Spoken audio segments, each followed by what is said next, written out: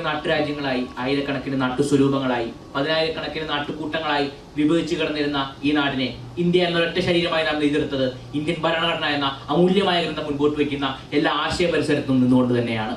എങ്ങനെയാണ് പ്രജകളായിരുന്ന ഒരു വലിയ കൂട്ടം മനുഷ്യരെ പൗരന്മാരാക്കി നാം മാറ്റിയെന്ന ചോദ്യത്തിന് ഉത്തരമാണ് ഇന്ത്യൻ ഭരണഘടന മുൻപോട്ട് വയ്ക്കുന്ന മൂല്യങ്ങൾ. ആ മൂല്യങ്ങളെ എല്ലാ കാലത്തും കൈവിടാതെ മുൻപോട്ട് കൊണ്ടുപോകാൻ കഴിയുന്ന ഒരു ജനതയായി തന്നെയാണ് 2024 ഇന്ത്യ എന്ന രാജ്യത്തെ മുഴുവൻ മനുഷ്യരും നിലനിൽക്കുന്ന തിരിച്ചറിവിൽ നിന്നുകൊണ്ട് വേണം ഭരണഘടനാ മൂല്യങ്ങൾ എങ്ങനെയാണ് ഈ രാജ്യത്ത് നിലനിൽക്കുന്നതെന്ന് നമ്മൾ തിരിച്ചറിയേണ്ടതായിട്ടുള്ളത്. 2018 ഇപ്പുറം എല്ലാ വർഷവും നമ്മെ തേടിയെത്തുന്ന കാലവർഷ പ്രളയ കൊയ്ത്തുകൾക്കിടയിൽ നമ്മൾ എങ്ങനെയാണ് നമ്മുടെ ചുറ്റുമുള്ള മനുഷ്യരെ ചേർത്ത് പിടിക്കുന്നത്? മതത്തിന്റെയും ജാതിയുടെയും ലിംഗത്തിന്റെയും എല്ലാ അപ്പുറത്തേക്ക് നാം അവരെ കണ്ടെത്തുകയും ആശ്ലേഷിക്കുകയും ചെയ്യുന്നത് ഇന്ത്യൻ ഭരണഘടനയുടെ ഏറ്റവും അടിസ്ഥാന പ്രമാണമായ ഫ്രഞ്ച് വിപ്ലവത്തിൽ നിന്ന് നമുക്ക് കടമെടുത്ത സമത്വം, സ്വാതന്ത്ര്യം, സാഹോദര്യം എന്നീ ആശയങ്ങളുടെ ഏറ്റവും കൃത്യമായ ഇടപെടൽ തന്നെയാണ് നമ്മൾ തിരിച്ചറിയുമ്പോൾ ഇന്ത്യൻ ഭരണഘടന മുമ്പോട്ട് വയ്ക്കുന്ന എല്ലാ ആശയങ്ങളെയും ജീവിതത്തിലാക്കാൻ നമുക്ക് കഴിഞ്ഞിട്ടുണ്ട് എന്ന് തന്നെയാണ് പറയാനുള്ളത്. Thank you.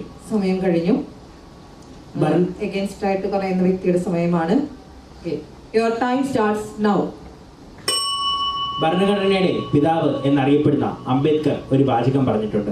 എത്ര മഹത്തായ ഭരണഘടനയാണെങ്കിലും അത് കൈകാര്യം ചെയ്യുന്നവർ എങ്ങനെ കൈകാര്യം ചെയ്യുന്നുവോ അങ്ങനെയായിരിക്കും അതിന്റെ പ്രവൃത്തി എന്ന്. അതെ, ഇന്നിന്റെ കാലഘട്ടത്തിൽ നമ്മുടെ ഭരണഘടന കൈകാര്യം ചെയ്യുന്നത് എത്ര നിരുത്സാഹപ്രദമായ പ്രവൃത്തിയിലാണ്. അടുത്തിടെ കേരളത്തിന്റെ ഒരു സാംസ്കാരിക വകുപ്പ് മന്ത്രി ഇങ്ങനെ പറയുകയുണ്ടായി, ഇതെന്ത് കുന്ത്രാണ്ടമാണ്, ഒരു ഭരണഘടനയെ പറ്റി ഇങ്ങനെ പറഞ്ഞാൽ വേറെ ഏത് രാജ്യത്താണെങ്കിലും ആ വ്യക്തി എന്ത് വില കൊടുക്കേണ്ടി വരും. എന്നാൽ നമ്മുടെ രാജ്യത്ത് എന്തുകൊണ്ട് ആ ഭരണഘടനയെ അങ്ങനെ പറഞ്ഞതിന് ഒരു ആക്ഷനും എടുത്തില്ല? ഇത് നമ്മൾ തീർത്തും ഗൗരവമായി തന്നെ ചിന്തിക്കേണ്ട ഒരു കാര്യമാണ്. ഭരണഘടനയുടെ മൂല്യങ്ങൾ ഉൾക്കൊള്ളുമ്പോൾ തന്നെ ഭരണഘടന എങ്ങനെ പ്രായോഗികമായി അതിനെ എങ്ങനെ ബഹുമാനിക്കാമെന്ന് നമ്മൾ പഠിക്കേണ്ടിയിരിക്കുന്നു. ആയതിനാൽ തന്നെ മൂല്യങ്ങൾ ഉൾക്കൊള്ളുന്നത് ഒരു വശത്ത് നിൽക്കുമ്പോൾ അതിനെ ബഹുമാനിക്കാത്ത ഇരിക്കുന്ന സാഹചര്യത്തിൽ ഈ മൂല്യങ്ങളോട് നമ്മൾ കാണിക്കുന്ന ഒരു അനാദരവാണത്.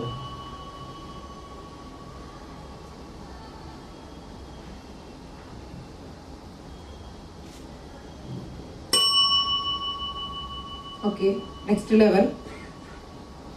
Your time starts now.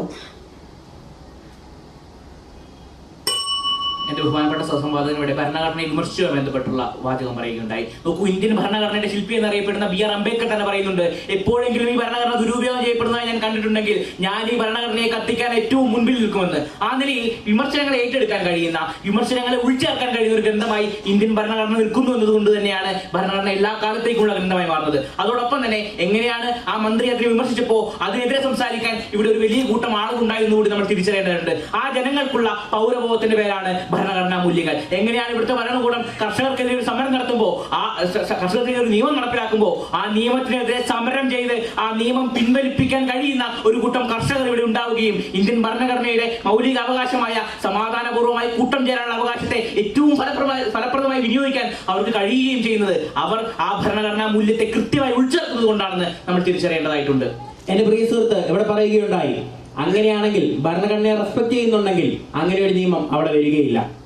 എല്ലാ വ്യക്തികൾക്കും അവരുടേതായ സ്വാതന്ത്ര്യമുണ്ട്. അങ്ങനെ വരുന്ന സാഹചര്യത്തിൽ തന്നെ കർഷകരുടെയും സ്വാതന്ത്ര്യം ഇവിടെ ഹനിക്കുന്നു.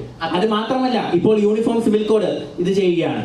അപ്പോൾ എല്ലാ മതങ്ങളിൽ നിന്നും വ്യത്യസ്തമായി രാജ്യത്തെ മുഴുവൻ ഒന്നായി കാണുന്ന ഒരിത് നമ്മുടെ രാജ്യം എത്ര ഒരുമിച്ചാണ് എതിർക്കുന്നത്. അത്തരം നിയമങ്ങൾ വരികയില്ല എന്ന് നമ്മൾ പറയുമ്പോൾ തന്നെയാണ് അവിടെ എങ്ങനെയാണ് ഇന്ത്യൻ ഭരണഘടന എങ്ങനെയാണ് ഭരണഘടനാ സ്ഥാപനങ്ങളെ സൃഷ്ടിച്ചിട്ടുള്ളത് നമ്മൾ മനസ്സിലാക്കേണ്ടത്. കോൺസ്റ്റിറ്റ്യൂഷൻ കൃത്യമായി പറയുന്നുണ്ട്, നീതിന്യായ വ്യവസ്ഥയ്ക്ക് ഓരോ നിയമത്തെയും പരിശോധിക്കാനും വീണ്ടും അതിലെ തെറ്റുകൾ ചൂണ്ടിക്കാണിക്കാൻ കഴിയുന്ന ഒരു രാജ്യമായി ഇന്ത്യ നിലനിൽക്കുന്നത്. അങ്ങനെയാണ് ഇലക്ട്രൽ ബോണ്ട് അടക്കമുള്ള വിഷയത്തിനകത്ത് സർക്കാരിനെതിരെ വിധി പറയാൻ ഇവിടെ ഒരു സുപ്രീം കോടതി ഉണ്ടാവുന്നത്. ഇവിടെ ജനങ്ങളുടെ വിവരങ്ങൾ പുറത്തു പറയാൻ കഴിയില്ല എന്ന് തെരഞ്ഞെടുപ്പ് കമ്മീഷൻ പറയുമ്പോൾ അത് കഴിയില്ല എന്ന് ഉറപ്പിച്ചു പറയുന്ന ഒരു സുപ്രീം കോടതിയുടെ ബാക്കിയാവുന്നത് ഭരണഘടന മുൻപോട്ട് വയ്ക്കുന്ന ഭരണഘടനാ സ്ഥാപനങ്ങളുടെ സന്തുലിതാവസ്ഥ ഈ രാജ്യത്ത് ഇന്നും തുടർന്നു പോകുന്നത് കൊണ്ട് തന്നെയാണ്. അത് ഭരണഘടനയുടെ മൂല്യങ്ങൾ ഇവിടെ നിലനിൽക്കുന്നു എന്നതിന്റെ ഏറ്റവും പ്രധാനപ്പെട്ട തെളിവായി തന്നെ നമ്മൾ കാണേണ്ടതായിട്ടുണ്ട്.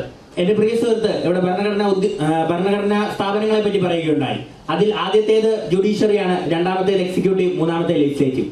അങ്ങനെയാണെങ്കിൽ കോടതി വ്യവസ്ഥിതി മാത്രം മാറിയാൽ പോരല്ലോ. ബാക്കിയുള്ള രണ്ട് തട്ടുകൾ, രാഷ്ട്രീയക്കാരാണെങ്കിലും അതുപോലെ തന്നെ ഗവൺമെന്റ് ഉദ്യോഗസ്ഥരാണെങ്കിലും അവരുടെയും കൂടെ ഒരു മാറ്റമായെങ്കിലല്ലേ ഭരണഘടന പൂർണ്ണമായി വിജയിച്ചു എന്ന് നമുക്ക് പറയാനുള്ളൂ.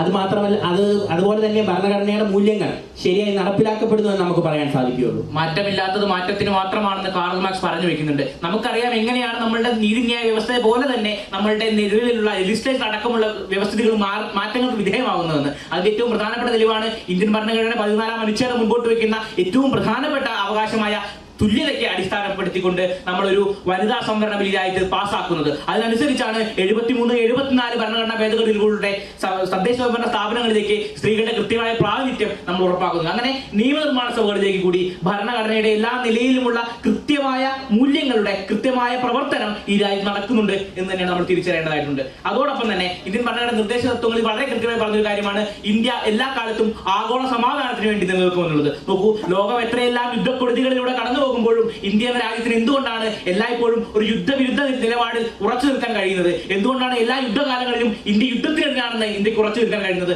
അതിനുള്ള ഉത്തരം എന്ന് പറയുന്നത് ഇന്ത്യൻ ഭരണഘടന വളരെ ശക്തമായി മുമ്പോട്ട് വയ്ക്കുന്ന ലോക സമാധാനത്തിനായി നിലനിൽക്കുമെന്നുള്ള ആ നിർദ്ദേശ തത്വത്തിൽ അടിസ്ഥാനപ്പെടുത്തിക്കൊണ്ട് തന്നെയാണെന്ന് എന്റെ പ്രിയ സുഹൃത്തിനെ ഞാൻ ഓർമ്മിപ്പിക്കാൻ ആഗ്രഹിക്കുകയാണ്. പ്രിയ സുഹൃത്തെ, അഴിമതിയാലും മറ്റ് കൊള്ളകളാലും നിറഞ്ഞിരിക്കുന്ന ഈ ഒരു കാലഘട്ടത്തിൽ രാഷ്ട്രത്തെ സേവിക്കാനായി കടന്നു വന്ന രാഷ്ട്രീയക്കാർ തന്നെ അത് മറന്നുപോയി തങ്ങളുടെ സ്വത്തിലെത്തിക്കും അതുപോലെ തന്നെ തങ്ങൾക്ക് പണമുണ്ടാക്കുന്നതിനുമായി ശ്രമിച്ചുകൊണ്ടിരിക്കുന്ന ഈ കാലഘട്ടത്തിൽ ഭരണഘടനയ്ക്ക് എന്ത് ചെയ്യാൻ സാധിച്ചുവെന്ന് നമ്മൾ വിലയിരുത്തേണ്ട ഒരു കാര്യം തന്നെയാണ്. അതിനോടൊപ്പം കൂട്ടി വായിക്കുമ്പോൾ ഞാനൊരു കാര്യം കൂടി പറഞ്ഞുകൊള്ളട്ടെ. ഇന്ന് നമുക്ക് ഒരു ഗവൺമെന്റ് ഓഫീസിൽ പോകേണ്ടി വരുന്നു. എനിക്കൊരു സർട്ടിഫിക്കറ്റ് വേണമെന്ന് വിചാരിക്കുക.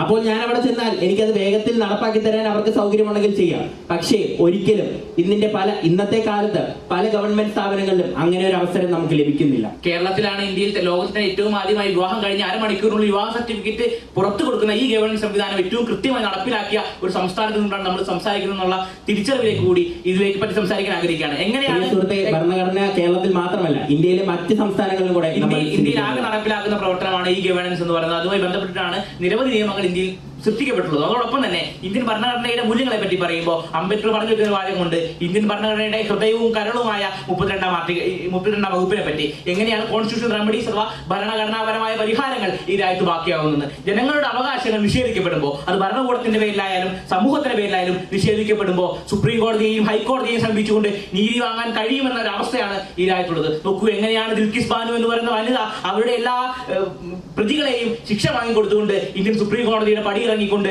ഇന്ത്യൻ സമൂഹത്തിലേക്ക് നടന്നു നീങ്ങുന്നത്. അത് ഈ രാജ്യം നിലനിൽക്കുന്ന ഭരണഘടനാപരമായ പരിഹാര നിർദ്ദേശങ്ങൾക്ക് കൃത്യമായി ഈ രാജ്യത്ത് വാല്യൂ ഉണ്ടെന്ന് നിലനിൽക്കുന്ന ഒരു നിലയുണ്ടെന്ന് തിരിച്ചറിയുന്നതിൽ നിന്നും അത് ഈ രാജ്യത്ത് നിലനിൽക്കുന്നുണ്ടെന്ന തെളിവുമായി നമ്മൾ കാണേണ്ടതുണ്ട്. പ്രിയ സുഹൃത്തെ, മറവി തന്നോട് മാറാലിക്കപ്പുറം മായാതെ നിൽക്കും ദീപ്തമൊരു സത്യം. അതെ, സത്യമെന്ന് നിലനിൽക്കുക തന്നെ ചെയ്യും. പക്ഷേ അതിനു മുൻപ് ഒരു കള്ളത്തരമുണ്ട്. ആ ഫേസ് നമ്മൾ തിരിച്ചറിയേണ്ടിയിരിക്കുന്നു. ആ കാലഘട്ടം നമ്മൾ തിരിച്ചറിയേണ്ടിയിരിക്കുന്നു. അങ്ങനെ വരുന്ന സാഹചര്യത്തിലാണ് നമ്മുടെ ഭരണഘടനയുടെ ആവശ്യകത. ഇപ്പോൾ ഒരു തെറ്റ് നടന്നിട്ട് അത് പരിഹരിക്കുന്നതിനേക്കാളും നല്ലത് ആ തെറ്റ് നടക്കാതിരിക്കുന്നതാണ്. ഇംഗ്ലീഷിൽ ഒരു ഫ്രേസ് ഉണ്ട്, justice denied is justice delayed. അതുപോലെ തന്നെ ഇപ്പോൾ ഒരു നിയമം വന്നിട്ട് അതിനെതിരെ സമരം ചെയ്ത് നടത്തുന്നതിനേക്കാളും നല്ലത് ആ ദുർനിയമങ്ങൾ വരാതിരിക്കുന്നതാണ്. അങ്ങനെ നോക്കുകയാണെങ്കിൽ ഭരണഘടന തികച്ചും ഇന്നിന്റെ കാലഘട്ടത്തിൽ നടപ്പാക്കുന്നില്ല എന്ന് തന്നെയാണ് എനിക്ക് പറയാനുള്ളത്. ദുർനിയമങ്ങളാൽ ഭരിക്കപ്പെട്ടിരുന്ന ഈ രാജ്യം എന്ന് ഉറപ്പുള്ളത് കൊണ്ടാണ് ഇന്ത്യ കണ്ട ഏറ്റവും വലിയ കേസുകളൊന്നായ കേശവാനന്ദ ഭാരതി കേസിൽ ഏറ്റവും വലിയ ഒരു നീതിന്യായ വകുപ്പ് പറഞ്ഞു വെക്കുന്നത് നിങ്ങൾക്ക് ഒരിക്കലും ഈ രാജ്യത്തിന്റെ ഭരണഘടനാ മൂല്യങ്ങളെ അട്ടിമറിക്കാനോ ഇല്ലാതാക്കാനോ കഴിയില്ലെന്ന്. ആ നിലയിൽ പ്രതിരോധാത്മകമായി തന്നെയാണ് ഈ ഭരണകൂടം ഈ രാജ്യത്തെ മുമ്പോട്ട് നയിക്കുന്നത്. ഇന്ത്യൻ ഭരണഘടന ഇവിടെ ജനങ്ങളെ മുമ്പോട്ട് നയിക്കുന്നത് എന്ന് മാത്രം പറഞ്ഞു. പ്രിയ സുഹൃത്തെ, അപ്പോൾ കാശ്മീരിലെ സമയം കഴിഞ്ഞിരിക്കുന്നു. ഓക്കെ, നമ്മുടെ